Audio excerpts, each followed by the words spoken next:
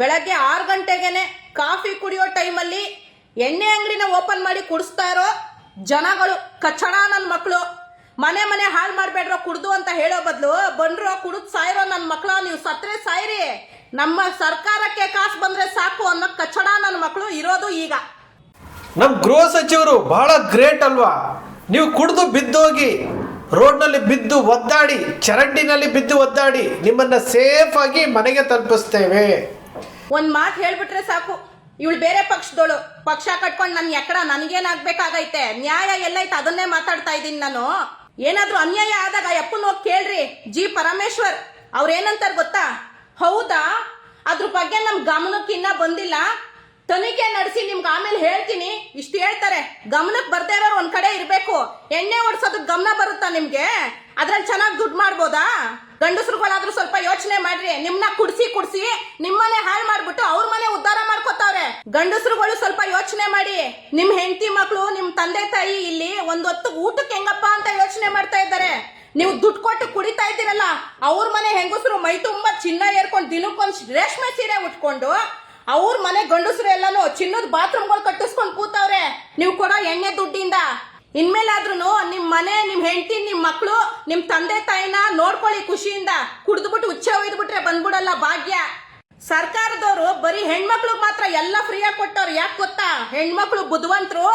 90 ಹೊಡ್ಸಿದ ತಕ್ಷಣ ಅಣ್ಣಂಗೆ ಜೈ ಅಂತ ಯಾರು ಹೋಗಲ್ಲ ಅಂತ ಅವ್ರಿಗೆ ಗೊತ್ತು. ಗಂಡಸರು ದಡ್ ನನ್ ಮಕ್ಳು 100ಕ್ಕೆ 100 ಅವ್ರಿಗೆ ಗೊತ್ತು.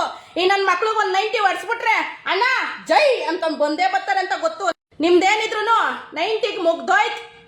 ಗಂಡಸರು ಎಣ್ಣೆ ರೇಟ್ ಎಲ್ಲ ಜಾಸ್ತಿ ಮಾಡ್ಬಿಟ್ಟು ನಿನಗೂ ಫ್ರೀ, ನಿನ್ ಹೆಂಡ್ರಿಗೂ ಫ್ರೀ, ನಿಮ್ಮ ಅವ್ವನಿಗೂ ಫ್ರೀ ಅಂತ ಬೊಗಳುತ್ತಾರೆ ನಿಂತ್ಕೊಂಡು. ಗಂಡಸರು ಎಣ್ಣೆ ದುಡ್ಡು ಜಾಸ್ತಿ ಮಾಡಿರೋದನ್ನ ಯಾರು ಕೇಳ್ತಾ ಇಲ್ಲ. ಎಷ್ಟನ ಜಾಸ್ತಿ ಮಾಡ್ರಿ, ನಾವೇನು ಕುಡಿಬೇಕು ಅಷ್ಟೇ ನಿಮ್ ಯೋಚನೆ. ಹೊಸ ವರ್ಷನ್ ಯಾವತ್ತು ಹೊಸತನದಿಂದ ಶುರು ಮಾಡ್ಬೇಕು. ಅವತ್ತಿನ ದಿನನೂ ಕುಡ್ದು ಹುಚ್ಚ ಹೊಯ್ಕೊಂಡು ಶುರು ಮಾಡೋದಲ್ಲ. ದಯವಿಟ್ಟು ಹೇಳ್ತಾ ಇದೀನಿ ಕೇಳಿ, ಹೊಸ ವರ್ಷದ ದಿನ ಎಣ್ಣೆ ಪಾರ್ಟಿ ಮಾಡ್ಲೇಬೇಡಿ. ಹೊಸ ವರ್ಷದ ದಿನ ಏನ್ ಬೇಕೋ ತಗೊಂಡ್ ತಿನ್ನಿ, ನಿಮ್ಗೆ ಇಷ್ಟ ಆಗಿರೋದ್ ತಿನ್ನಿ, ನಿಮ್ಗೆ ಇಷ್ಟ ಬಂದಿರೋ ತರ ಇರಿ, ನಿಮ್ಗೆ ಇಷ್ಟ ಆಗಿರೋ ಜಾಗಕ್ಕೆ ಹೋಗಿ. ಆದ್ರೆ ಕುಡಿಯಕ್ ಹೋಗ್ಬೇಡಿ. ಈ ಸರ್ಕಾರದವ್ರಿಗೆ ಅವತ್ ಗೊತ್ತಾಗುತ್ತೆ ಗಂಡಸ್ರೆಲ್ಲ ಒಗ್ಗೂಡಿದ್ರೆ ನಮ್ಗೆ ಏನಾಗುತ್ತೆ ಅಂತ.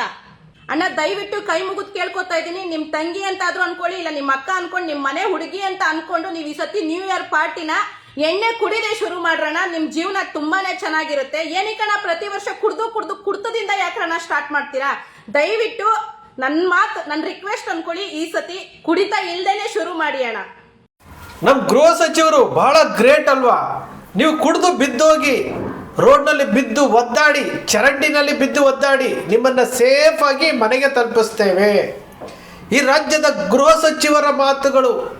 ಗೃಹ ಸಚಿವರು ಹೇಳ್ತಾರೆ ಬಿದ್ದು ಒದ್ದಾಡಿ ನಾವು ಕರ್ಕೊಂಡು ಹೋಗ್ತೀವಿ ಅಂತ ಹೇಳ್ತಾರೆ. ಬೆಳಗಾವಿ ಅಧಿವೇಶನದಲ್ಲಿ ಇದೇ ಮದ್ಯಪಾನ ನಿಷೇಧದ ಬಗ್ಗೆ ಅಲ್ಲಿ ಪ್ರಸ್ತಾಪ ಆಗುತ್ತೆ. ಬೀದರ್ನ ಬಸವ ಕಲ್ಯಾಣದ ಶರಣು ಸಲಗಾರ್ ಅವರು ಮದ್ಯಪಾನವನ್ನು ನಿಷೇಧ ಮಾಡಿ ಅಂತೇಳಿ ಪ್ರಸ್ತಾವನೆ ಮಾಡ್ತಾರೆ. ರವಿಕುಮಾರ್ ಒಂಥರ ಹೇಳ್ತಾರೆ, ಸುರೇಶ್ ಕುಮಾರ್ ಒಂಥರ ಹೇಳ್ತಾರೆ. ಅವರಲ್ಲೇ ಹೊಂದಾಣಿಕೆ ಇಲ್ಲದಂತೆ ಹೇಳಿದ್ರು. ಇಲ್ಲಿ ಮದ್ಯಪಾನ ನಿಷೇಧ ಮಾಡಿ ಇದರಿಂದ ಜೀವಗಳು ಉಳಿಯುತ್ತೆ, ಜೀವನ ಉಳಿಯುತ್ತೆ, ಕುಟುಂಬಗಳು ಉಳಿಯುತ್ತೆ ಅಂತೇಳಿ ಹೇಳ್ತಾ ಇದ್ರೆ, ಇಲ್ಲಿ ಸಚಿವರು ಹೇಳ್ತಾರೆ ನೀವು ಹೊಸ ವರ್ಷಕ್ಕೆ ಕುಡಿದು ಬಿದ್ದು ಒದ್ದಾಡ್ರಿ, ನಾವು ನಿಮ್ಮನ್ನು ಮನೆಗೆ ಸೇರಿಸ್ತೀವಿ ಅಂತಂದರೆ ಯಾವ ಸಂದೇಶ ಕೊಡಲಿಕ್ಕೆ ಹೊರಟಿದ್ದಾರೆ? ಯಾವ ಸಂದೇಶ ಕೊಡಲಿಕ್ಕೆ ಹೊರಟಿದ್ದಾರೆ? ಇಲ್ಲಿ ದಾರಿ ತಪ್ಪುತ್ತಾ ಇರುವಂಥವ್ರನ್ನ ಸರಿದಾರಿಗೆ ತರಬೇಕಾ, ಅಥವಾ ಸರಿದಾರಿಗೆ ಹೋಗ್ತಾ ಇರೋರನ್ನ ದಾರಿ ತಪ್ಪಿಸ್ಬೇಕಾ? ಈ ಕೆಲಸ ಮಾಡ್ತಾ ಇರೋರು ಯಾರು? ಈ ರಾಜ್ಯ ಸರ್ಕಾರಗಳು. ಅವ್ರಿಗೆ ತೆರಿಗೆ ಬೇಕು. ಮದ್ಯಪಾನ ಮಾಡೋದ್ರಿಂದ ತೆರಿಗೆ ಬರುತ್ತೆ, ಸರ್ಕಾರ ನಡಿಬೇಕು ಅಂತ ಮಾಡ್ತಾ ಇದ್ದಾರೆ. ಹರೇ ಗೃಹ ಸಚಿವರೇ, ಮುಖ್ಯಮಂತ್ರಿಗಳೇ, ನಿಮ್ಮಲ್ಲಿದೆಯಲ್ಲ ಭ್ರಷ್ಟಾಚಾರ, ನಿಮ್ಮಲ್ಲಿದೆಯಲ್ಲ ಲಂಚಾವತಾರ. BJP ವಿರುದ್ಧ 40% PCM ಅಂತ ಮಾಡಿದ್ರಿ, ಇವತ್ತು ನಿಮ್ಮದೇ ಸರ್ಕಾರದಲ್ಲಿ 80%ಗೆ ತಲುಪಿದೆಯಲ್ಲ, ಅದನ್ನು ಕಡಿವಾಣ ಹಾಕಿ ಸ್ವಾಮಿ. ಪ್ರತಿನಿತ್ಯವೂ ಲೋಕಾಯುಕ್ತ ದಾಳಿ ಅಂತ ಹೇಳ್ತಾ ಇದ್ದಾರಲ್ಲ, ಆ ಲೋಕಾಯುಕ್ತ ದಾಳಿ ಯಾರ ಮೇಲೆ ಮಾಡ್ತಾ ಇದ್ದಾರೆ? ಯಾರ ಮೇಲೆ ಮಾಡ್ತಾ ಇದ್ದಾರೆ? ಗೃಹ ಸಚಿವರೇ, ಸರ್ಕಾರಿ ನೌಕರರ ಮೇಲೆ, ಜನರು ಕೊಡುವಂತಹ ತೆರಿಗೆ ಹಣದಿಂದ ಸಂಬಳ ತಗೊಳ್ಕೊಳ್ಳುವಂತಹ ಸರ್ಕಾರಿ ನೌಕರರಿಗೆ ಆ ಕಕ್ಕಸನ್ನು ತಿನ್ನುವಂತಹ ಅದನ್ನು ಬಿಡೋದೇ ಇಲ್ವಲ್ಲ ಇವರು. ಆ ಯೋಗ ಹೇಗಿದೆ? ಕಕ್ಕಸನ್ನು ತಿಂದು ಅವ್ರ ಕುಟುಂಬದವರಿಗೆ ತಿನ್ನಿಸುವಂಥದ್ದು. ನಾಚಿಕೆನೇ ಆಗಲ್ಲಲ್ರಿ. ಲೋಕಾಯುಕ್ತ ದಾಳಿ ಮಾಡುತ್ತೆ, ಸುದ್ದಿ ಆಗುತ್ತೆ, ಸುದ್ದಿ ಆದ ಮೇಲೆ ಒಂದಷ್ಟು ಹೆಡ್ಡಿಂಗ್ ಬರುತ್ತೆ, ಸ್ಯಾಟಲೈಟ್ ಚಾನಲ್ಗಳಲ್ಲಿ ಹೆಡ್ಡಿಂಗ್ ಬರುತ್ತೆ, ಮುಗಿದೋಯ್ತು. ಅದಾದ ನಂತರ ಏನಾಗುತ್ತೋ ಗೊತ್ತೇ ಇಲ್ಲ. ಇದು ಇವತ್ತಿಂದ ನಡೀತಾ ಇದೆಯಾ? ನಿರಂತರವಾಗಿ ನಡೀತಾ ಇದೆ. ಇಲ್ಲಿ ಕಡಿವಾಣ ಹಾಕ್ರಿ. ವಿಧಾನಸೌಧ, ವಿಕಾಸಸೌಧ, MS ಬಿಲ್ಡಿಂಗು, ಎಲ್ಲ ಸರ್ಕಾರಿ ಇಲಾಖೆಗಳು, ಜಿಲ್ಲಾ ಕೇಂದ್ರದಲ್ಲಿರುವಂಥ ಸರ್ಕಾರಿ ಇಲಾಖೆಗಳು ಎಲ್ಲದಕ್ಕೂ ಕಡಿವಾಣ ಹಾಕಿ ತಾನಾಗಿಯೇ ಸರ್ಕಾರಕ್ಕೆ ಹೇರಳವಾಗಿ ಹಣ ಬರುತ್ತೆ. ಇಲ್ಲೆಲ್ಲವೂ ಅಕ್ರಮ ನಡೀತಾ ಇದೆ, ಅಕ್ರಮ ಚಟುವಟಿಕೆಗಳು ಎಲ್ಲವೂ ನಡೀತಾ ಇದ್ದಾವೆ. ಇದರ ಬಗ್ಗೆ ಕಡಿವಾಣ ಹಾಕಿ ಸ್ವಾಮಿ. ನೀವು ಯಾಕೆ ಬಡವರು ಮತ್ತು ಮಧ್ಯಮ ವರ್ಗದವರು ಕುಡಿದು ಸಾಯ್ಲಿ ಅಂತ ಹೇಳ್ಬಿಟ್ಟು ಹಾದಿ ಬೀದಿನಲ್ಲಿ ಬಿದ್ದು ಒದ್ದಾಡಿ ನಿಮ್ಮನ್ನು ಮನೆಗೆ ಸೇರಿಸ್ತೀನಿ ಅಂತ ಹೇಳ್ತೀರಿ ಅಂತಂದರೆ ನೀವೆಂತಹ ಗೃಹ ಸಚಿವರು ಅಂತ ನಾವು ಕೇಳಬೇಕಾಗುತ್ತೆ. ಯಾರೂ ಪ್ರಶ್ನೆ ಮಾಡೋದಿಲ್ರಿ. ನೋಡಿ, ಬೆಳಿಗ್ಗೆಯಿಂದ ನೋಡ್ತಾ ಇದ್ದೀವಿ ಸ್ಯಾಟಲೈಟ್ ಚಾನೆಲ್ಗಳಲ್ಲಿ. ಇನ್ನೂ ಒಂದು ದಿವಸ ಟೈಮ್ ಐತೆ. ನ್ಯೂ ಇಯರ್ಗೆ ಅಲ್ಲಿ ಬಂದರು, ಇಲ್ಲಿ ಬಂದರು, ಬ್ರಿಗೇಡ್ ರೋಡು, MG ರೋಡು, ಆ ರೋಡು, ಈ ರೋಡು, ಅಲ್ಲಿ ಸೆಲೆಬ್ರೇಷನ್, ಇಲ್ಲಿ ಸೆಲೆಬ್ರೇಷನು, ಆ ಪಬ್ಬು, ಈ ಪಬ್ಬು, ಇದ್ರ ಬಗ್ಗೆ ಮಾತನಾಡ್ತಾ ಇದ್ದಾರೆ ಹೊರತು ಈ ಯಾವ ಮಾಧ್ಯಮಗಳಿಗೂ, ನೈತಿಕತೆ ಇಲ್ಲದ ಮಾಧ್ಯಮಗಳಿಗೆ ಇದು ತಪ್ಪು ಮಾಡಬೇಡಿ ಅಂತ ಏನಾದರೂ ಹೇಳ್ತಾ ಇದ್ದಾರಾ? ಇಲ್ಲಿ ಹಿಂದುತ್ವ, ಹಿಂದೂ ಧರ್ಮ ಅಂತ ಹೇಳ್ತಾ ಇದ್ದಾರೆ. ಇವತ್ತು ಎಷ್ಟು ಜನ ಹಿಂದೂಗಳು ಹೊಸ ವರ್ಷವನ್ನು ಆಹ್ವಾನ ಮಾಡುತ್ತಾರೆ, ಹೊಸ ವರ್ಷದ ಸಂಭ್ರಮಾಚರಣೆ ಮಾಡ್ತಾರೆ, ಕೇಕನ್ನು ಕಟ್ ಮಾಡ್ತಾರೆ. ಹೊಸ ವರ್ಷದ ಆಚರಣೆ ಪಾಶ್ಚಿಮಾತ್ಯ ಸಂಸ್ಕೃತಿ ಅಲ್ವೇನ್ರಿ? ಹಿಂದೂಗಳೇ, ಪಾಶ್ಚಿಮಾತ್ಯ ಸಂಸ್ಕೃತಿ ಅಲ್ವಾ? ಆಚರಣೆ ಮಾಡ್ತಿರಲ್ಲ. ಹಾಗಾದರೆ ಹೇಳಲಿಕ್ಕೆ ಹೋಗ್ಬೇಡ್ರಿ. ಹೇಳೋದೊಂದು ಮಾಡೋದೊಂದು ಮಾಡಲಿಕ್ಕೆ ಹೋಗ್ಬೇಡ್ರಿ. ನಮ್ಮ ರಾಜ್ಯದ ಆಡಳಿತನೂ ಹಾಗೇ ಇದೆ, ಕೇಂದ್ರ ಸರ್ಕಾರದ ಆಡಳಿತನೂ ಹಾಗೇ ಇದೆ. ಇಲ್ಲಿ ಧರ್ಮವನ್ನು ಬಳಸ್ಕೊಳ್ತಾರೆ. ಮಾಧ್ಯಮಗಳು ಹೊಸ ವರ್ಷದ ಲೈವ್ ತೋರಿಸ್ತಾರಂತೆ, ಹ್ಯಾಪಿ ನ್ಯೂ ಇಯರ್ ಮಾಡ್ತಾರಂತೆ, ಗೃಹ ಸಚಿವರು ಕುಡಿದು ಒದ್ದಾಡಿ ಅಂತ ಹೇಳ್ತಾರಂತೆ. ಇದು ನಮ್ಮ ಮುಂದೆ ಇರುವಂತಹ ದಯನೀಯ ಸ್ಥಿತಿ. ಇಲ್ಲಿ ಯಾರಿಗೂ ಏನೂ ಬೇಕಾಗಿಲ್ಲ, ಇವರಿಗೆ ಹಣ ಬೇಕು. ಹೊಸ ವರ್ಷದ ದಿವಸ ಚೆನ್ನಾಗಿ ಕುಡಿದು ಬಿದ್ದು ಒದ್ದಾಡಿದ್ರೆ ಇವರಿಗೆ ಟ್ಯಾಕ್ಸ್ ಬರುತ್ತೆ, ಆ ಟ್ಯಾಕ್ಸ್ ಹಣದಿಂದ ನಾವು ಸರ್ಕಾರ ನಡೆಸ್ಬೋದು ಅಂತ ಹೇಳ್ತಾರೆ. ಎಂತಹ ದುರ್ವಿಧಿ ಇದು, ಎಂತಹ ದುರ್ವಿಧಿ! ಇಂತಹ ನಮ್ಮ ಗೃಹ ಸಚಿವರು, ಇಂತಹ ಸರ್ಕಾರಗಳು, ಇಂತಹ ಪೊಲೀಸ್ ಇಲಾಖೆಗಳು, ಇದರ ಜೊತೆಗೆ ಮಾಧ್ಯಮಗಳು, ಇವರು ಎಲ್ಲರನ್ನ ನೋಡ್ತಾ ಇದ್ರೆ ನಮ್ಗನ್ಸೋದೇನು ಗೊತ್ತಾ? ಈ ರಾಜ್ಯ ಅದೆಷ್ಟು ಅದೃಷ್ಟ ಮಾಡಿತ್ತು ಅಂತೇಳಿ. ನಮ್ಮ ಗೃಹ ಸಚಿವರು ಅದಾಗ್ಲಿಂದಲೂ ಇದೇ ರೀತಿಯಾದಂತಹ ಹೇಳಿಕೆಗಳನ್ನೇ ಕೊಟ್ಕೊಂಬಂದ್ಬಿಟ್ರು. ಇದೇ ರೀತಿಯಾದಂತಹ ಹೇಳಿಕೆಗಳು ನೀವು ಗಮನಿಸಿ ನೋಡಿ.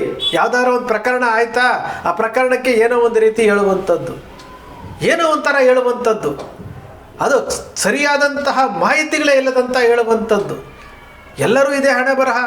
ಇದೇ ಕಾಂಗ್ರೆಸ್ ಪಕ್ಷದ ಒಂದೇ ತಪ್ಪಲ್ಲ, BJP, JDS, ಬೇರೆ ಪಕ್ಷಗಳು, ಕೇಂದ್ರ ಸರ್ಕಾರದಲ್ಲಿರುವಂಥವ್ರು ಎಲ್ಲರೂ ಮಾಡ್ತಾ ಇರುವುದು ಇದೇ ಮಾಡ್ತಾ ಇರುವಂಥದ್ದು.